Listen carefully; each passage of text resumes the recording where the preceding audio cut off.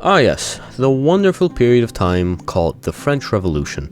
A marvelous time in history. Well, for everyone that, kept their heads. Today in this video, we will be talking about how the time period of the French Revolution carries over the video games. Our first subject shall be about Assassin's Creed Unity. The Assassin's Creed franchise is large and covers many time periods of history, including the French Revolution, ancient Greece, the Viking era, the Renaissance, and so forth. But today we are focusing on only Assassin's Creed Unity. The story follows a man by the name of Arnaud Dorian. Arnaud's story begins in the year 1777 when he was but a child, and he got orphaned as his father was mysteriously killed. Skip forward 12 years when Arnaud is taken in by a man by the name of Francois de la Salle, and Arnaud lives in royalty as the man is a grand master of a mysterious cult. Soon his new stepfather is also killed, with Arnaud being framed as the perpetrator. He gets put in prison, where he stays for a while, and in there he meets a man called Belek, who invites him into this mysterious assassin brotherhood so Arnaud can get revenge for his father and his stepfather. The reason Arnaud ends up escaping prison is that while in there, the revolution had been brewing for a bit, and it finally reached its boiling point. Arnaud is freed when a cannon blows a hole in the wall, and Arnaud makes a sweet getaway with Belek by his side.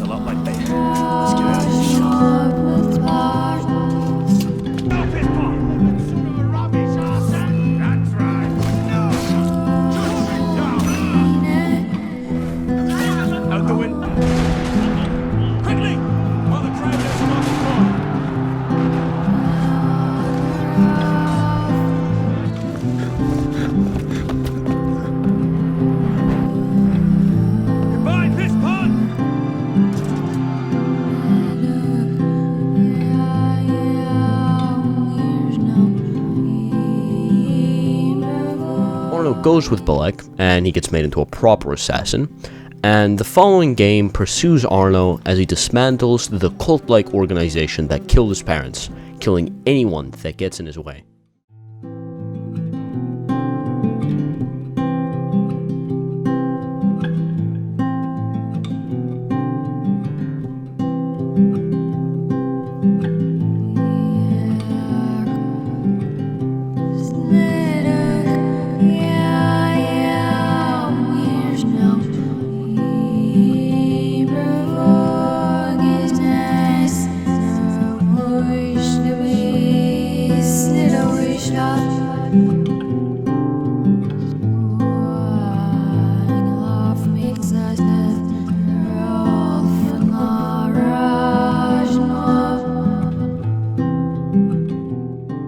But things get a bit heated after Belek betrays Arnaud, and Arnaud is banished from the Assassin Brotherhood, and so forth. But the game ends with Arnaud killing the main leader of the enemy cult called the Templars, who killed his father and stepfather, and claiming an ancient artifact of power for himself, so he may keep it out of the hands of anyone who would use it for bad, aka the Templars. Assassin's Creed Unity has you roaming through many great historical locations, all during the French Revolution. You even managed to meet some familiar faces like Napoleon, Robespierre, and King Louis XVI. Now, let's talk a bit about the historical accuracy of Assassin's Creed Unity.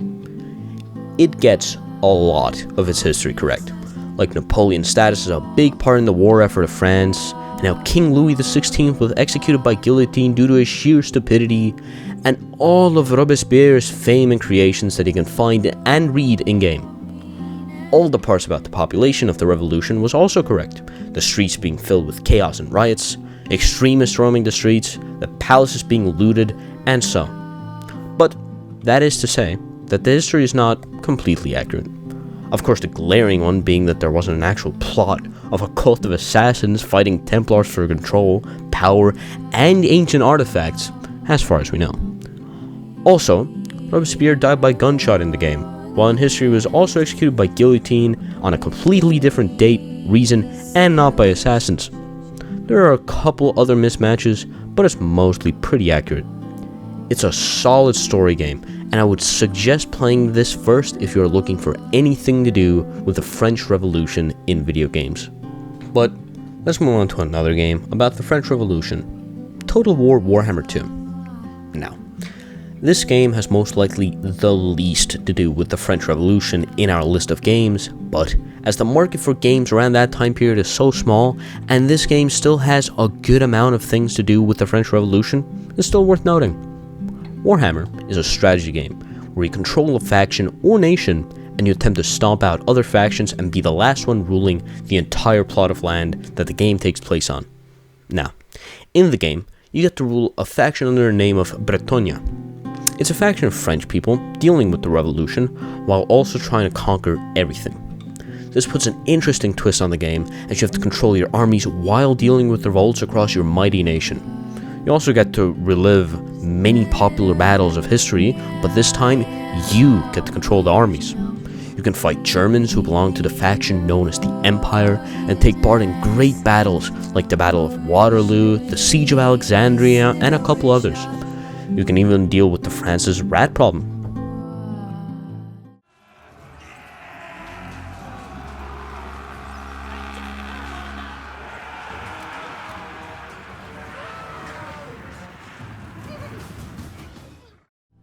But yeah, anyways, moving on.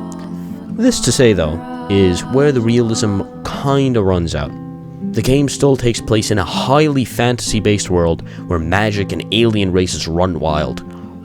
Orcs, elves, lizards, and rats, who all have different types of magic to use at their fingertips. Even the French have magic. Now, I get it.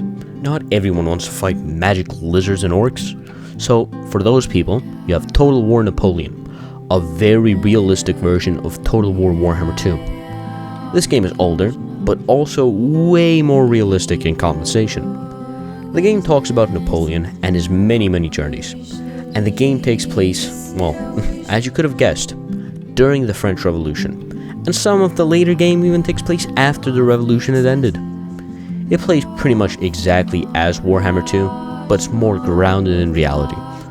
Also has the same thing as Total War Warhammer 2, as in, you get to relive famous battles while taking control of a French army, just less magic and more grounded gameplay. You also get full control of Napoleon himself, and can control him at your will. The game's story doesn't just involve killing everybody though, it strictly follows Napoleon's great war career, and you are not allowed to stray too far from reality, as in, you can't just decide to turn on France and kill everyone there. You still need to do what Napoleon did, just that you are at the wheel. Okay, now, let's think. We have covered the battles of the French Revolution and all the war aspect of it. We have covered what it's like to live in France during the Revolution as a citizen. But there is still one big part of that time period that we have not yet covered, and that is its political side. Now, we shall be speaking about a game called We, the Revolution. The game is about a judge in the French Revolution who is ordered with keeping the public under check, as they have recently gotten very out of hand because of, as you can guess, the revolution. You have to decide who to send to the guillotine and who to spare. But be careful, you must judge with care, as if you pick the wrong option, France will see you as an enemy of the state, and it'll be your head rolling on the floor next. You're gonna have to carry out trials against your own family and balance work and family life. It's a great example of the politics in the French Revolution, and it's a rather realistic game if you can put the graphics aside. It truly makes you feel like you are a depressed judge dancing on a razor's edge trying to keep your head. And, of course, it wouldn't be right if we didn't talk about some Minecraft. As everyone could probably guess, you have the ability to create pretty much any building from France in Minecraft at a pretty detailed level. And also, of course, you have the role-playing aspect of it, in which you can reenact normal life in Paris in Minecraft. The possibilities are endless, but we won't be talking about this much as it doesn't quite live up to what we had in mind with this video.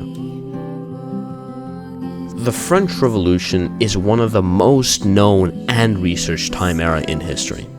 It's a crucial part of what made France what it is today, and it shaped the entire world in its own ways.